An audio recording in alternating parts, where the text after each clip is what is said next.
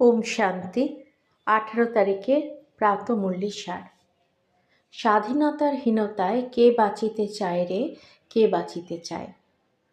কিন্তু এই হীনতা এবং দীনতা হচ্ছে আমাদের নাটকের মধ্যে। নাটকের বাইরে যেই মুহূর্তে আমরা বেরিয়ে পড়ি, সেই মুহূর্তেই কিন্তু সম্পন্নতা শুরু হয়। তাই আজ এই সম্পন্নতার ছোট্ট সার শুনব। আত্মা পরমাত্মা ড্রামা, ড্রামার বাইরে আত্মা পরমাত্মা।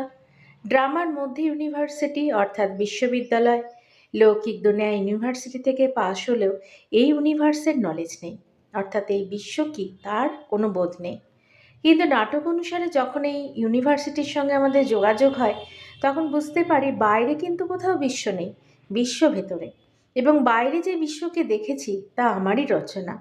আর তখনই মরা হয়, আর প্রীতি নতুন দুনিয়ার সাথে তৈরি হয়। ড্রামার বাইরে বেরোনোই যেই সত্য, এই বোধ আসার পরেই আত্মা পরমাত্মার বিষয়টি আমরা বুঝি। এবং এই বোঝার ব্যাপার মনের ভাবনাতেই তৈরি হয়, কারণ যা ঘটছে সবই তো নাটক। এর মতো দেখা শুরু হয়, আর নাটকের যাবতীয় বিস্তার ফুল স্টপ বা বিন্দু হয়ে যায়। সঠিক অর্থে এভাবে বোঝা মানেই পুরুষার্থে টিকে যাওয়া। সত্য বোঝার মধ্যে ঈশ্বরীয় বোধ, কারণ ঈশ্বরের বোঝা আমাদের নাটকের মধ্যে। নাটকের বাইরে গেলে পরমাত্মা বা ঈশ্বর সাথে আত্মার মধ্যে কোনো প্রভেদ থাকে না। বিস্তারই সম্পূর্ণ দুনিয়া, যার মৃত্যু ঘটে আপনার মনের উচ্চ ভাবনায়, মানে সত্য ভাবনায়।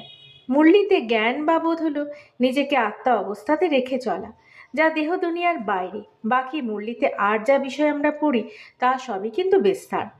চরিত্র থেকে না সরলে কখনোই পরিস্থান হতে পারে না, এবং প্রেজেন্টেই তা হতে হবে।